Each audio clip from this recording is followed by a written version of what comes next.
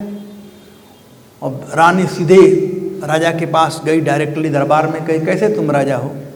जब तो अपने पत्नी का रक्षा नहीं कर सकता है, प्रजा क्या रक्षा करेगा? तो राजा को बड़ा चोट लगा। राजा तुरंत आदेश दिया, जाओ पता लगाओ किसने चोरी किया है। तो आप लोग जानते होंगे, फेमस लोग कई एक प्रकार से, चोर भी फेमस होते हैं, ऐसा बात नहीं है फेमस नहीं होते हैं, उनका फेमस होने का अलग तरीका है। मर्डरर भी फेमस होते हैं। तो जो मर्डरर होते हैं फर्स्ट क्लास के, चोर फर्स्ट क्लास के, उनका नाम पेपर और टीवी में तो आता ही है। परमानेंटली ऐसे मंदिर में कोई डोनेशन देता है, उसका हमारा नाम लगा देना वहाँ पर है? लगाते हैं नाम ना। तो इन चोरों का नाम पुलिस स्टेशन में परमानेंटली लगा होता है। ऐसे चोरों का नाम जो फेमस होते हैं, सबका नाम नहीं होता है, जो खूब फेमस होते हैं। तो इसका तो खानदानी चोरों खानदान था, तो फेमस खानदान था ही, तो उसका नाम लगा हुआ था वहाँ पर, लगा हुआ था। तो पुलिस वाले सीधे गए घर पर, और बाप तो था नहीं, बेटा बेचारा पढ़कर नया नया आया था। अरेस्ट कर लिए उसको, अरेस्ट कर लिए, अरेस्ट करके लेकर आए, खूब मारे पीटे खूब।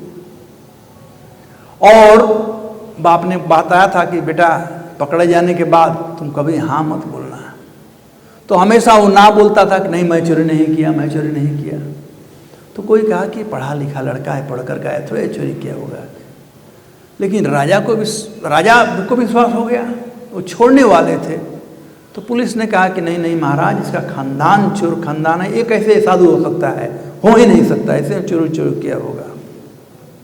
तो कुछ तरकीब निकालना चाहिए।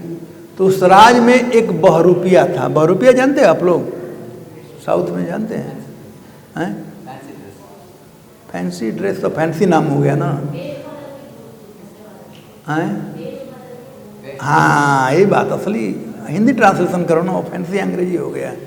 तो जो भेष बदल होता है बहरूपिया, बहु रूप धारण करने वाला बहरूपिया। तो बहरूपिया था, वो राजा के पास आया, कहा कि महाराज मुझे वो एक मौका दो, मैं पता लगा बताता हूँ। तो राजा ने कहा ठीक है ट्राई कर लो, सब लोगों ने किया, तुम भी ट्राई कर लो। तो वह देवी का रूप धारण कर कर गया और कहा कि बेटा मैं तुमसे बहुत खुश हूं, मैं तुम्हारी कुल देवी हूं, मैं तुम्हारी कुल देवी हूं, तुम्हारे खानदान में सबको मैं बचाते आई हूं। माता जी बहरूपिया का अर्थ आपने बताया सही किया, लेकिन जप मत करो अभी। जप करने का मतलब भी होता है सुनना, और कथा सुनने का मतलब सुनना, दो साथ एक साथ नहीं, नहीं तो ये हो जाएगा 10वां अपराध, इनअटेंटिव चैंटिंग, एक ही चीज एक साथ में है। तो वो कहा बहरूपिया कि बेटा मैं तुम्हारा कुल देवी हूँ और तुम्हारे पूरे खानदान को बचाती आई हूँ। मैं जानती हूँ कि तू पहले बार चोरी किया है,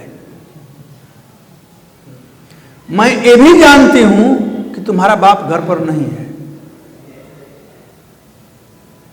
तो कहा कि कुल देवी बहुत धन्यवाद, आप आई, मैं आपके लिए क्या कर सकता हूँ? तो कहा पुत्र मैं कौतूहल में हूँ कि तू कैसे कैसे चोरी कर लिया, किसी को पता भी नहीं चला, कुछ भी नहीं। प्रायः लोग पकड़े जाते थे, तो पकड़ा नहीं गया। कौन सा विद्या पढ़ करके आए हो, थोड़ा बताओ कैसे? तो ये सोचने लगा कि देखो ये कह रही है कि हमारा खानदान चोर का खानदान है, सही बात कह रही है। कह रही है कि मेरे पिताजी घर पर नहीं है, ये भी सही बात है। ये कह रही है तो पहले बार चोरी किया है, ये भी सही बात है। तो 3 बात सही हो गया, तो सही में अपनी कुल देवी होगी। तो बताने ही वाला था कि कैसे चोरी किया, तब तक से उसका दृष्टि उसके पैर पर पड़ गया। तो क्या देखता है कि उसका पैर जो है भूमि को स्पर्श कर रहा है। अब राधेश्याम प्रभु क्या बताए थे? देवी देवताओं का पैर भूमि को स्पर्श नहीं करता है। फिर ऊपर देखा तो इनका पलक भी गिर रहा था। फिर साइड से देखा, परछाई भी था। तो हाथ जोड़कर बड़ा प्रेम से कहता है बहुत बहुत धन्यवाद देवी माँ, आप मेरा रक्षा करने आई, लेकिन मैंने चोरी नहीं किया। अब देवी गई राजा के पास, राजा से महाराज बच्चे को छोड़ दो, वो चोरी नहीं किया है। कहा कैसे छोड़ दूं? अरे महाराज आप विश्वास नहीं करोगे, मैं वह रूप धारण कर कर गया था कि कोई झूठ बोल ही नहीं सकता है। पहले जमाने में भगवान या देवी देवता के सामने कोई झूठ नहीं बोलता था। ग्राम पंचायत सिस्टम था, जब कुछ फैसला नहीं हो चलो भगवान के मंदिर में कसम खाते हैं। आज भी गीता पर कसम खाते हैं कोर्ट में, सब झूठ बोलते हैं लेकिन गीता पर कसम खाते हैं आज भी कोर्ट में। तो देवी देवता के सामने कोई झूठ नहीं बोलता था। तो उसने कह दिया, और वो एक तरह से सही बात ही कहा।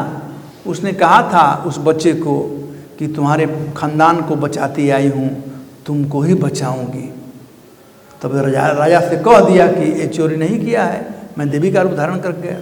तो राजा उसको मुक्त कर दिया। तो जो वचन दिया था ना, देवी का रूप धारण कर गया था, तो जो बात उसके मुंह से निकला वो सत्य था। तो साधु का रूप धारण किए हो सब लोग, जो भी कहना सत्य कहना, कहीं गड़बड़ कह दिया तो गड़बड़ हो सकता है। तो देवी का रूप धारण कर करके वो कहा था कि मैं तुम्हारे खानदान को बचाया हूँ, तुमको ही बचाऊंगा। तो सत्यम विधातु निजवित्त भाषितम। अब जो बात कहा था भगवान सत्य कहा, तो भगवान उसको बचा दिए। अभी घर पर गया, उधर पिताजी आए, सब हालचाल हुआ, बहुत धन कमाया है, तो सब पूरा वृतांत बताया। पिताजी बड़े खुश थे। कहा पिताजी आप हमको 2 मंत्र दिए थे, आपको याद है ना? तो उसमें से एक मंत्र तो काम कर गया, और दूसरा मंत्र तो कहा कि पिताजी वो आप गलत बताए थे। वो मंत्र 2 मंत्र था। एक मंत्र था क्या था? कभी हाँ मत बोलना, ना बोलना। और दूसरा मंत्र था कथा मत सुनना। तो कहा पिताजी पहला मंत्र तो ठीक था, लेकिन दूसरा मंत्र बड़ा गड़बड़ कर दिया आपने। अरे मैं 3 मिनट केवल सुना, 3 मिनट सुना तो राजा के फांसी के फंदे से मेरी मुक्ति हो गई, और जीवन भर सुनेंगे तो यमराज के फंदे से हमारी मुक्ति हो सकेगी। भगवान के धाम की बात, नित्यम भागवत सेवया। यही कथा मैं कलकत्ता में कह दिया, वो लोग ड्रामा बना लिए थे, वो ड्रामा किए थे भगत लोग, कलकत्ता वाले तरह चला के ड्रामा। आप लोग भी ड्रामा बना सकते हो, स्क्रिप्ट लिख सकते हो, कोई चोर बन जाएगा, कोई राजा बनेगा, कोई देवी बन जाएगा, कोई बाप बन जाएगा। पात्र लोग हैं इसमें। ये बड़ा शिक्षाप्रद भागवत का महात्मा है। तो बात सही है, श्रीमद् भागवतम जो है यह आत्यांतिक कल्याण के लिए है। इसे प्रभुपाद जी को हम लोगों को दिए हैं। स्वयं व्यास देव समस्त वैदिक वाङ्मय का रचना किए, लेकिन वे खुश नहीं थे। और अंत में भगवान विष्णु और वैष्णव के लिए, यद वैष्णवानाम प्रियम, भगवान विष्णु और वैष्णव की प्रसन्नता के लिए इस भागवत का जब रचना किए तो वे खुश हो गए, सब लोग खुश हो गए। तो ये भागवत महापुराण, जैसे कोई बाप हो, उसे कई एक बच्चे हैं, तो छोटा बच्चा होता है, बड़ा प्यारा होता है। तो व्यास देव का ये अंतिम संतान है, अंतिम रचना है, तो बहुत ही प्यारा रचना है। और व्यास देव सिखाए किसको? सब लोग इसका प्रचार नहीं कर सकते हैं। जो जिस पर राधा रानी की कृपा होगी वही प्रचार कर सकता है, क्योंकि इसमें कृष्ण का गुणानुवाद किया गया है। पूरे भागवत महापुराण में आप देखेंगे केवल सुखदेव गोस्वामी ही ऐसे हैं जिनके साथ में राधा रानी का नाम है। श्री शुक उवाच, भगवान के लिए आया हुआ है श्री भगवान उवाच, और सुखदेव गोस्वामी के लिए आया हुआ है श्री शुक उवाच। और श्री शब्द किसी के लिए नहीं लगा हुआ है। परीक्षित के लिए राजो उवाच, भगवान के बाप के लिए भी नहीं आया है। वसुदेव उवाच, नंद उवाच, सूत उवाच, सौनक उवाच, श्री शब्द नहीं आया हुआ है। पूरे भागवत में देख लेना, पूरे भागवत महापुराण में श्री शब्द केवल सुखदेव गोस्वामी के लिए आया हुआ है, क्योंकि सुखदेव गोस्वामी पर श्रीमती राधा रानी का कृपा है। पूर्व काल में सुखदेव गोस्वामी राधा रानी के तोता थे और वे राधा नाम लिया करते थे, हमेशा राधा नाम लेते थे। तो एक दिन बैठे हुए थे, राधा का नाम ले रहे थे। राधा रानी उस दिन कृष्ण स्मृति कर रही थी, तो तोते को बड़े प्यार से सहलाती हुई कहती है, कृष्ण बद, कृष्ण बद, कृष्ण बद, राधा राधा मां बद। राधा रानी कहती है कि हे तोता, आज से तुम कृष्ण का नाम लो, कृष्ण का नाम लो, कृष्ण का नाम लो, राधा का नाम मत लो। तो गुरुमुख पद्म वाक्य चिते ते कोरिया, दीक्षा हो गया, दीक्षा हो गया। तो पूरे भागवत महापुराण में आप देखोगे कि राधा रानी का नाम सुखदेव गोस्वामी कहीं नहीं लिए हैं, क्योंकि गुरु का आज्ञा था ना। राधा रानी ने कहा कि राधा मां बद, राधा का नाम मत लो, कृष्ण बद, कृष्ण बद। तो पूरे भागवत महापुराण में केवल कृष्ण का नाम है, राधा रानी का। वो भी है अंत में अनयाराधितानूनम, भगवान हरि ईश्वर है, वो लगी है। सुखदेव गोस्वामी से रहा नहीं गया तो करें क्या बेचारे, आदत तो पड़ी ही थी। लेकिन वह भी जो श्लोक है, सुखदेव गोस्वामी केवल उसको उच्चरित किए हैं। वह श्लोक वास्तव में विशाखा के द्वारा बोला गया श्लोक है। राधा रानी की बड़ी घनिष्ठ सखी थी विशाखा और कृष्ण की ललिता। तो राधा रानी का गुणानुवाद उस श्लोक में कहा गया है कि कृष्ण जिस गोपी के पीछे गए हैं वो कोई सामान्य गोपी नहीं है। कैसी गोपी है? अनयाराधिता नूनम, नूनम मतलब निश्चय ही, वह परम आराधना करने वाली गोपी है। और ऐसी आराधना करने वाली गोपी है, ऐसी आराधना करने वाली गोपी है, आराधितानुनम भगवान हरि ईश्वर। जो भगवान हैं, जो षड ऐश्वर्य परिपूर्ण हैं, आप्त काम हैं, जिन्हें किसी चीज की आवश्यकता नहीं है, वो भी उनके पीछे पीछे दौड़ कर गए। हरि जो सबके दुख को हरण करने वाले हैं, वो भी आज उनके प्यार के लिए दुखी हैं, इसलिए उनके पीछे गए हैं। ईश्वर जो सबके कंट्रोलर हैं, वो भी आज उनके द्वारा कंट्रोल हैं, इसलिए उनके पीछे पीछे दौड़ गए हैं। इसलिए कृष्ण का नाम है मदन मोहन और राधा रानी का नाम है मदन मोहन मोहिनी।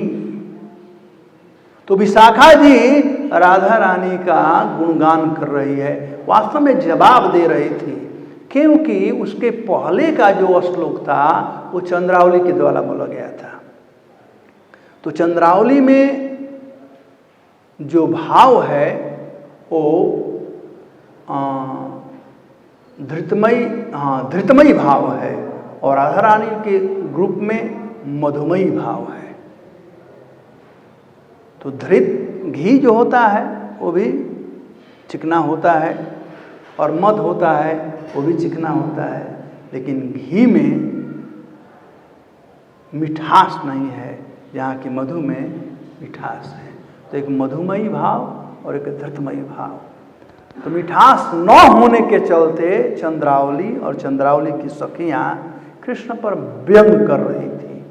तब विशाखा से नहीं रह गया, तब राधा रानी का गुणानुवाद की कि ऐसे वैसे के पीछे कृष्ण नहीं गए हैं, ये कौन हैं।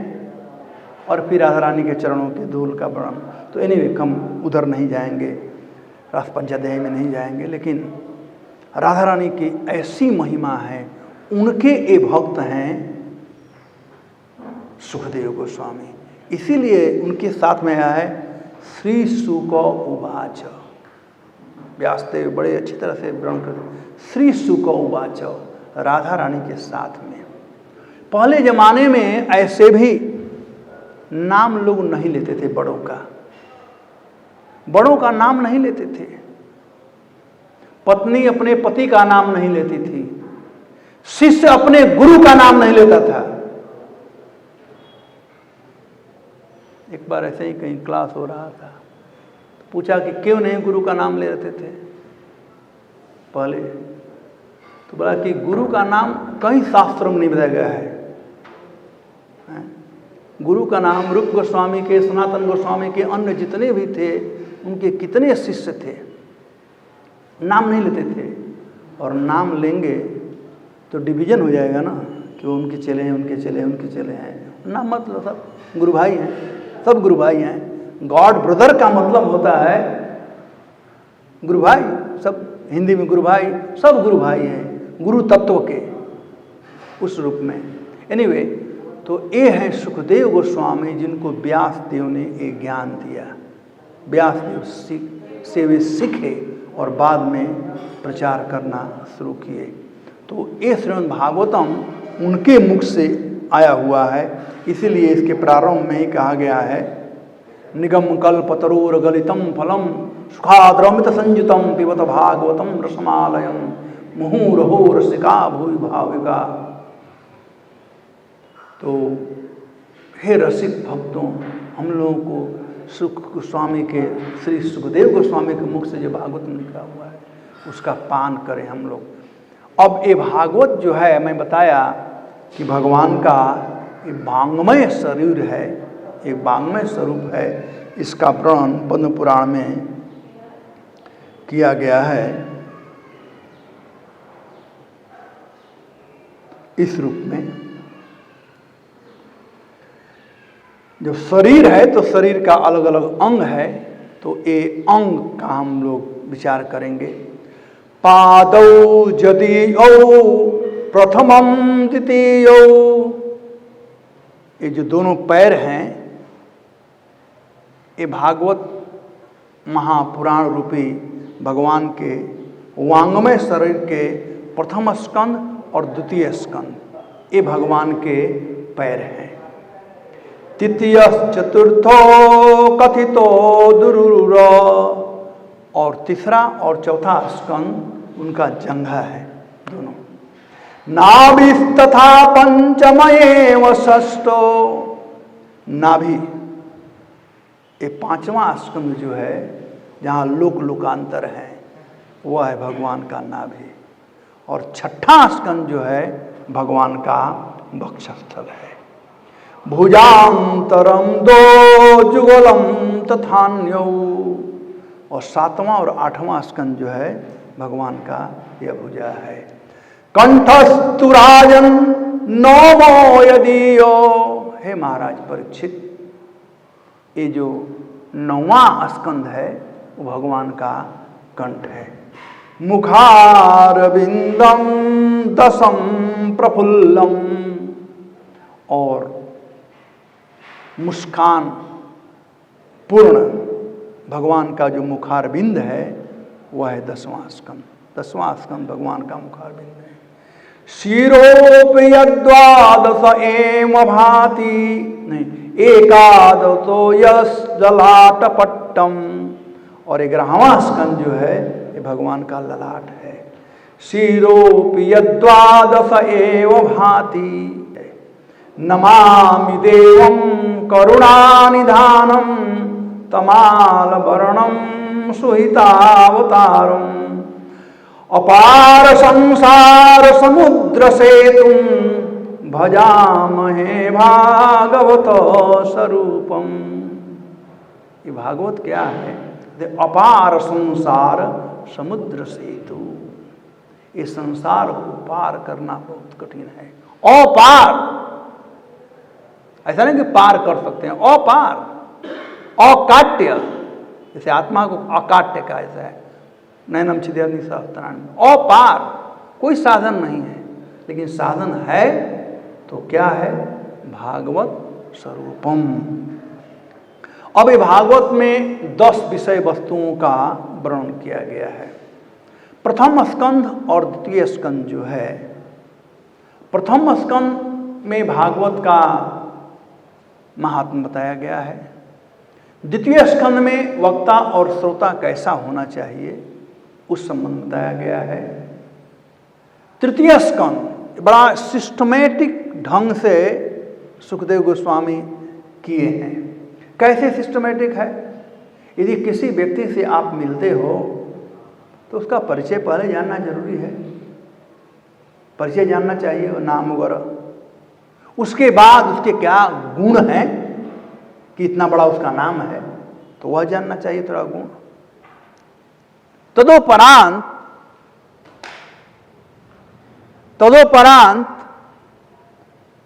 भागवत के 10 विषय वस्तुओं का प्रारंभ किया गया है। कहते हैं अत्र सर्गा विसर्गोश्च स्थानम पोषण ऊतया मनमंतर ईशानुकथा निरोध मुक्ति आश्रय। कोई बात नहीं, हमारा नेचुरल साउंड सिस्टम काम कर रहा है।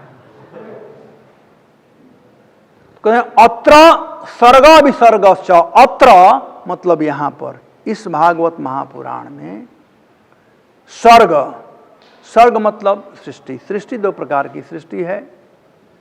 एक सृष्टि जो बलराम जी ने किया है, वह कारणोदक साई विष्णु के रूप में, जो 24 तत्वों का जिसे प्रधान कहा जाता है, उसका निर्माण किए कारणोदक साई विष्णु। उसके बाद जब यही 24 तत्व ब्रह्मा जी के हाथ में दिया गया और ब्रह्मा जी निर्माण करना शुरू किए, तो वह हुआ विसर्ग।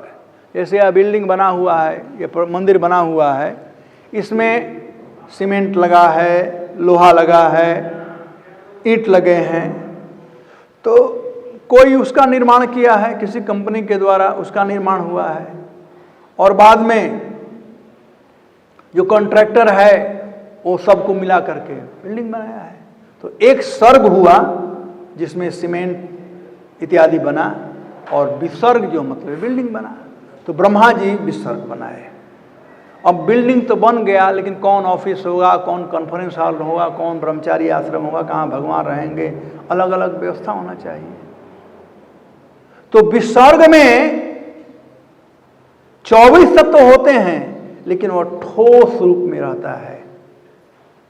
तो एक तत्व भगवान और देते हैं, कालः प्रचोदयात्, टाइम। टाइम साक्षात भगवान है, और समय ही सब कुछ को बदलता है। समय से सब कुछ बदलता। हम लोगों का देन, मैं वही सोच रहा था, हमारा वो भगत, हमारा सेवा जो साथ में है, कहा प्रभु जी आप 2019 में आए थे तो हम लोग मॉर्निंग वॉक के लिए गए थे। कहाँ भगत है? इधर ही ना। हाँ, तो वो हाँ पीछे बैठा है। कहा कि 2019 में, कहा कि आप से साथ में मैं राउंड लगाया, 2 राउंड में मैं थक गया, आप तो थके ही नहीं।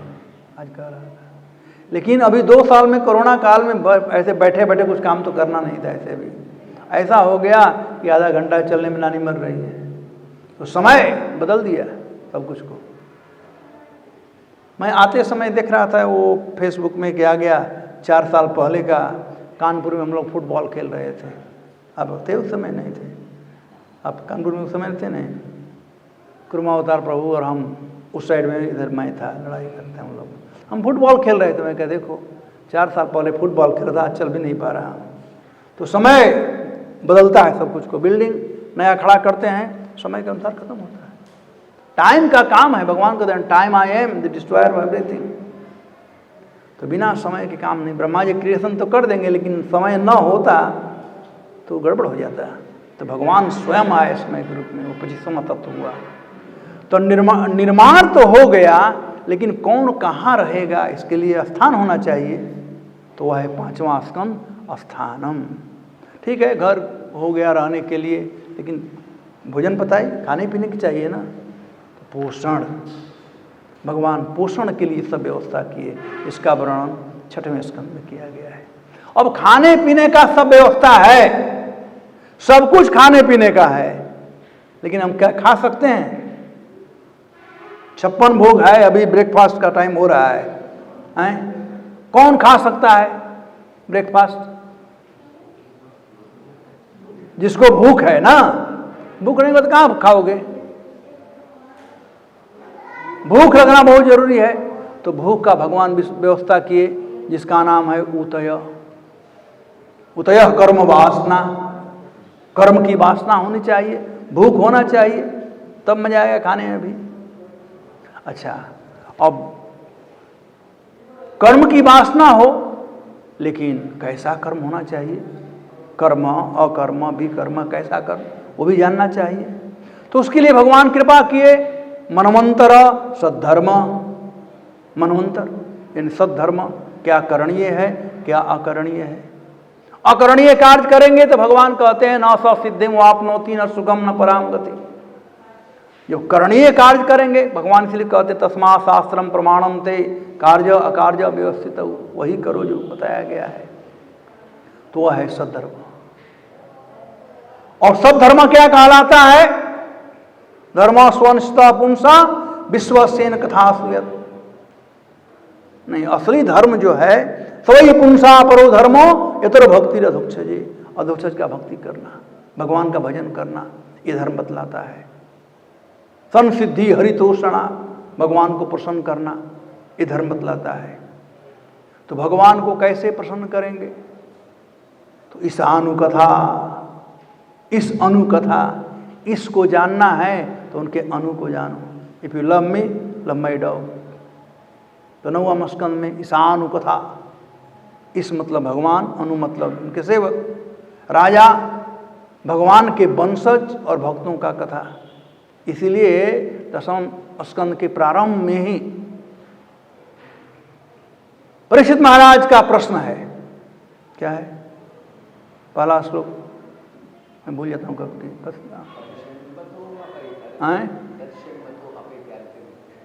पहला श्लोक, कथितो वंश विस्तारो, कथितो वंश विस्तारो, मतलब सोमवंश और चंद्रवंश का विस्तार से वर्णन कीजिए।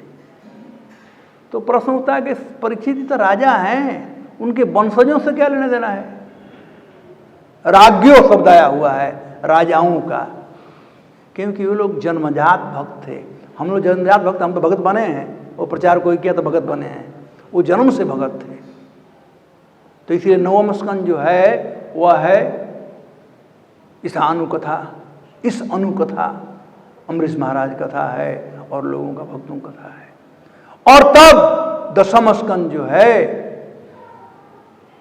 भक्तों से भगवान का ज्ञान प्राप्त होता है। जब तक से भक्तों का कृपा नहीं होगा तब तक से भगवान, जो भक्त लोग हैं भगवान के एजेंट हैं, जैसे कंपनी के एजेंट होते हैं ना, तो एजेंट हैं। बिना एजेंट के थ्रू आप कोई माल खरीदो तो कंपनी बंद हो जाएगी। तो भगवान को कौन जानेगा यदि भक्त नहीं रहेंगे तो इसलिए पहले 9वां स्कंद में भक्तों का वर्णन किया गया है।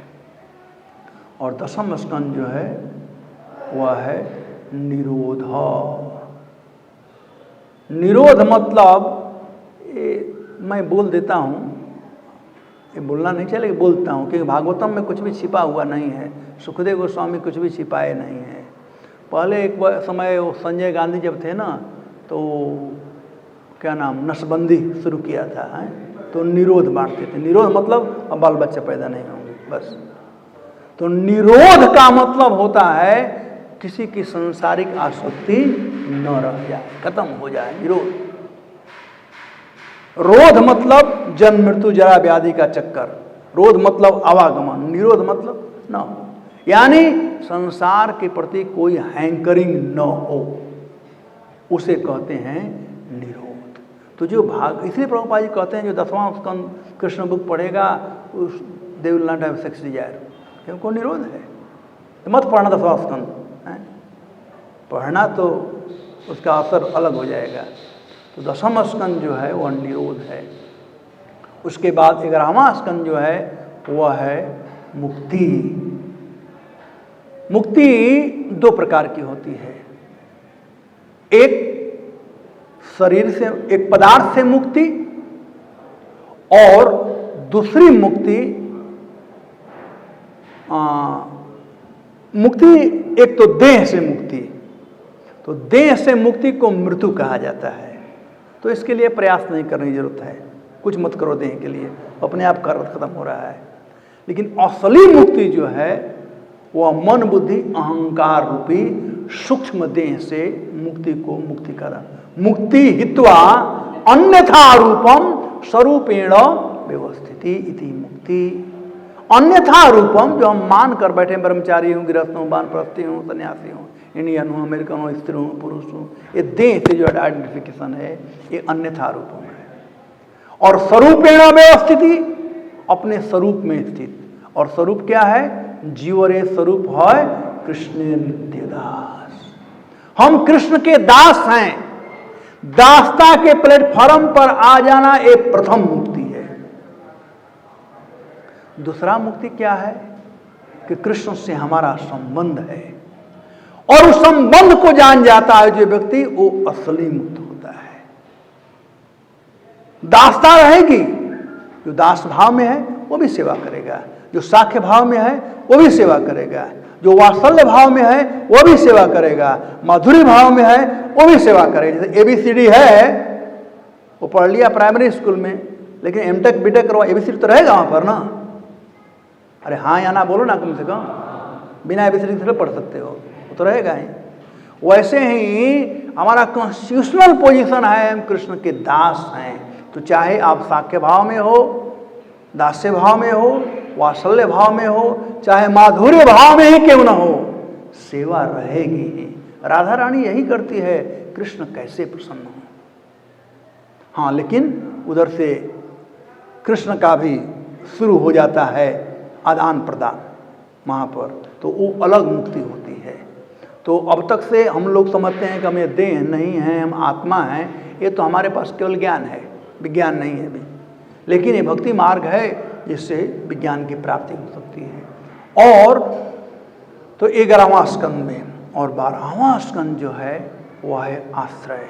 भगवान सब कुछ के आश्रय हैं, प्रेम के आश्रय हैं, विकार के आश्रय हैं, विप्रलम्भ के आश्रय हैं। जो भी संसार में आश्रय हैं वो केवल कृष्ण ही है। तो कुछ आचार्यगण तो 10वां स्कंद को ही आश्रय मानते हैं, लेकिन सुखदेव गोस्वामी गलत नहीं कर सकते हैं। ये बड़ा सिस्टमैटिक व्यवस्था किया गया है। पहले वस्तुओं का निर्माण, फिर घर का निर्माण, फिर सबका अलग अलग रहने का निर्माण, कौन कहाँ रहेगा, फिर खाने पीने का, खाने की इच्छा का, अरे क्या खाना चाहिए क्या नहीं, उसका नियम कानून है। और ये सब क्यों कर रहे हैं? भगवान की प्रसन्नता के लिए। वो कैसे प्राप्त हो सकता है? साधुओं की कृपा से। और जब भगवान की प्रसन्नता हो गई, भगवान को हम जान गए, तो हम मुक्त हो गए। जो कृष्ण को जान गया वो मुक्त हो गया, और तब वो समझता है कि कृष्ण ही सब कुछ के आश्रय हैं। तो इस प्रकार से भागवत महापुराण में सब कुछ है, और कुछ करने की आवश्यकता नहीं है। इसमें एक शब्द भी एक्स्ट्रा नहीं है। सुखदेव गोस्वामी एक शब्द एक्स्ट्रा नहीं इसमें बोले हैं, न तो गणेश जी एक्स्ट्रा लिखे हैं, न व्यासदेव उसका उच्चारण किए हैं। यथावत है। और एक इसलिए भागवत के एक एक शब्दों का महत्व है। पूरा भागवत तो ठीक है, अश्लोकार्ध, श्लोक भी ठीक है, श्लोक का एक अर्ध, आधा श्लोक भी ठीक है, उसका एक शब्द भी ठीक है। क्योंकि सब कुछ कृष्ण का वांग्मय स्वरूप से संबंधित है, कृष्ण का स्वरूप है। तो प्रभुपाद जी हम लोगों को दिए हैं कि मॉर्निंग में भागवतम क्लास और शाम को गीता क्लास। इसे स्पिरिचुअल सैंडविच कहा जाता है। सैंडविच में ऊपर ब्रेड, नीचे ब्रेड, बीच में ककड़ी टमाटर। वैसे ही सुबह भागवत सुने और शाम को गीता सुने और दिन भर प्रचार करते रहें, कोई तकलीफ नहीं है। जैसा कि सीताराम प्रभु बता रहे थे, बात सही है कि हम लोगों को चाहिए जितना हो सके प्रभुपाद जी का अनुसरण करें। अपना नया नया इन्वेंट करना शुरू करेंगे तो वो ऐसे ही होता है जैसे नई नवेली बहू आती है। नई नवेली बहू आती है तो सास को 3, 4, 10 बार प्रणाम करेगी दिन में। 2-4 बच्चे हैं तो थोड़ा और करेगी, कुछ दूसरा करेगी। फिर उसके बाद में गाली गलौज भी शुरू करती है। तो वो शुरू वाला जो होता है वो इमोशन कहलाता है। और नया चीज़ बदलने की जरूरत क्या जरूरत है? प्रभुपाद जी दिए क्या पुराना हो गया है क्या? वो पुराना नहीं हुआ है, आज भी उतना ही सार्थक है जितना वो 70 में था। हरिनाम पुराना नहीं हुआ है, भागवत कथा पुराना नहीं हुआ है। ये लोग नया नया वे बदलते हैं जिनके पास आइडेंटिटी क्राइसिस हैं, जिनको अपना कोई आइडेंटिटी नहीं है तो अपना आइडेंटिटी क्रिएट करना चाहते हैं। हमारा आइडेंटिटी है श्रील प्रभुपाद जी से, हमारा आइडेंटिटी है इस्कॉन से। 2 दिन पहले परसों एक बच्चा आया था, बात कर रहा था। वो साइंस के विषय में बात कर रहा था कि साइंस बहुत कुछ कर दिया, आप लोग हरे कृष्ण करें। मैं ऐसे करते, तुम आओ, हम यहाँ बहुत तुम्हारे जैसे यंग लोग हैं, M.Tech B.Tech। तो कहा मैं सब जानता हूँ लेकिन आप बच्चों का जीवन बर्बाद कर रहे हो। मैं कहा अच्छा कैसे? तो बताना शुरू किया कि साइंस क्या किया है, साइंस क्या किया। कहा अच्छा, लगता है तुम कॉइन का एक साइड देख रहे हो, दूसरा साइड नहीं देख रहे हो, डार्क साइड नहीं देख रहे हो। साइंस ने तुमको लेजी बनाया है, जानते हो? कहा कैसे? कहा तुम लोखंडवाला से आ रहे हो। आज से 60 साल 50 साल पहले लोखंडवाला से यहाँ पर आने में लोग गाड़ी का प्रतीक्षा नहीं करते थे, पैदल चल देते थे। तुम तो यहाँ से बस सब जाने में गाड़ी से जाओगे, तो लेजी हुआ कि नहीं? तुम्हारी बुद्धि कम हो गई है। जब से मोबाइल फ़ोन नहीं आया था, 50-60 फ़ोन नंबर तो ऐसे ही याद था हैं? अब तो एक भी अपना भी फ़ोन नंबर याद नहीं है, उसमें लगा पड़ा हुआ है। तुम्हारी बुद्धि कम हो गई है। मैं कहा कि साइंटिस्ट लोग अपना नाम कमाए हैं लेकिन सबको मूर्ख बनाए हैं, याद रखो। सबको मूर्ख बनाए, सब इसी में लगे रहो हैं? अपना नाम कमाए हैं। लेकिन शास्त्र जो है वो सबको नाम कमाने का अवसर देता है। जो भजन करता है, शुद्ध भक्ति करता है, उसको भी नाम होता है। जो कोई लाल कपड़ा भी पहन लेता है उसका भी नाम होता है। मैं कहा कि तू कितना बड़ा साइंटिस्ट होगा, रोड पर जाओ, तुम्हें कितने लोग प्रणाम करते हैं? कोई नहीं प्रणाम करेगा। जो जानता होगा बोले हाँ mister Raunak, hi how are you, उतना ही कहेगा। लेकिन ये लाल कपड़ा वाला रोड पर जाएगा ना तो बहुत लोग प्रणाम करेंगे, जो नहीं जानते वही प्रणाम करेंगे। तो साधु होना अच्छा है, तुम भी साधु बनो। तो बहुत वार्ता हो रही थी। तो ये भागवतम से संभव है। प्रभुपाद जी इसका नाम सुनते ही मैं कहता हूँ कि जब ये जो जमीन का प्राइस है ना आजकल, जहाँ इस्कान का वहाँ पर डंडा गड़ गया कि इस्कान का आने वाला है, तो वहाँ के इर्द गिर्द की जमीन का भाव बढ़ जाता है तुरंत। इस्कान का नाम लगने से भाव बढ़ जाता है। ये बिल्डर लोग बड़े चालाक हो गए हैं, वो टाउनशिप बनाते हैं आजकल और हमें बुलाते प्रभु जी आइए हमको 5 एकड़ जमीन दूंगा, वहाँ पर मंदिर बनाओ। तो हमको तो 5 एकड़ देंगे लेकिन अपने 500 करोड़ कमाएंगे उसमें, इस्कान के नाम से बेचते हैं। हम लोग को मूर्ख बनाते हैं। कोई बात नहीं, हम ही मूर्ख बनाते हैं। 5 एकड़ तो मिला कम से कम ना, ऐसे देने वाले थे नहीं। एनीवे, तो मैं कह रहा था कि जहाँ पर प्रभुपाद जी हैं, जहाँ इस्कान है, वहाँ सब कुछ है। प्रभुपाद जी ने कहा I have given everything. Everything means everything for you to go back home, back to God. What else we need? ऐसा तो भगवत गीता और भागवतम प्रभुपाद जी ने दिया है। स्वयं प्रभुपाद जी अपने जीवन में उतारे जब थे तो ये भागवतम क्लास दिए। बॉम्बे में प्रत्येक दिन क्लास दिए, पूरा एक कपिल देव का शिक्षा जो है बॉम्बे में रिकॉर्ड हुआ, एवरीडे प्रभुपाद गिव क्लास। जब वृंदावन में थे तो प्रत्येक दिन 6 बजे आकर प्रभुपाद जी बढ़ जाते थे और भगवत गीता का प्रवचन करते थे। और वैसे ही नहीं, वृंदावन में 2 जगह और लंदन में 3 जगह गीता का प्रभुपाद जी क्लास दिए हैं, पर्सनली ही टॉट अस। तो नया नया मंदिर का निर्माण हुआ है, उद्घाटन हुआ है, सीताराम प्रभु और जो भी यहाँ भक्त लोग हैं, तो प्रभुपाद जी के नियमों को यथावत पालन करेंगे तब एडिक्शन होगा। Then will be addicted with Prabhupada addiction. कोई ड्रैगेटिक होता है, हम प्रभुपाद एडिक्ट हो जाएंगे, कुछ समथिंग लाइक दैट है, कोई ड्रग एडिक्ट, हम प्रभुपाद जी का, और तब प्रचार में जोर शोर आएगा। धन्यवाद। हरे कृष्णा। बहुत समय हो गया, प्रसाद का समय। श्रील प्रभुपाद की जय। ग्रंथराज श्रीमद् भागवतम की जय। Any comment? रायश्याम प्रभु बोलिए, क्वेश्चन कमेंट बोलिए बोलिए बोलिए। आज पहला दिन है, थोड़ा चलता है, बहुत दिन से खाए हैं, आज नहीं खाएं तभी चलेगा।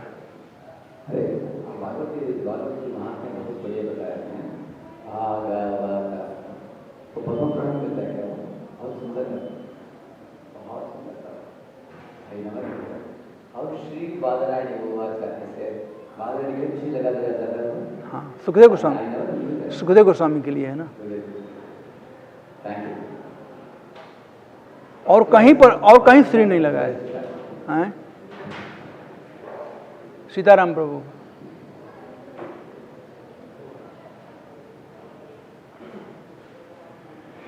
हरे Krishna.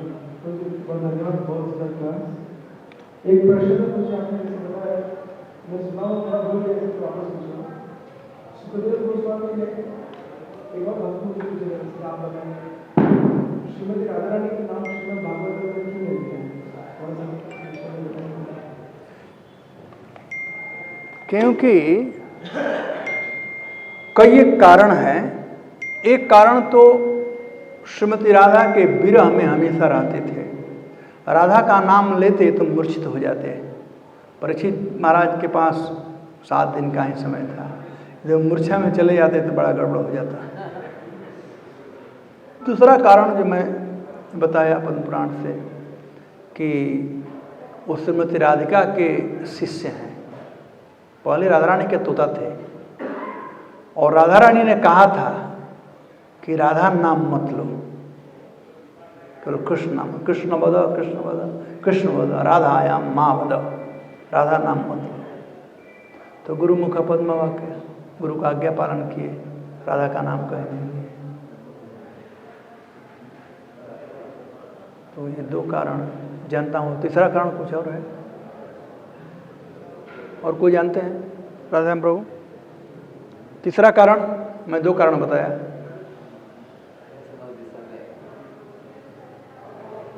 All right, looks like everybody hungry. Okay, no problem. Srila Prabhupada की जय। ग्रंथराज श्रीमद् भागवतम की जय।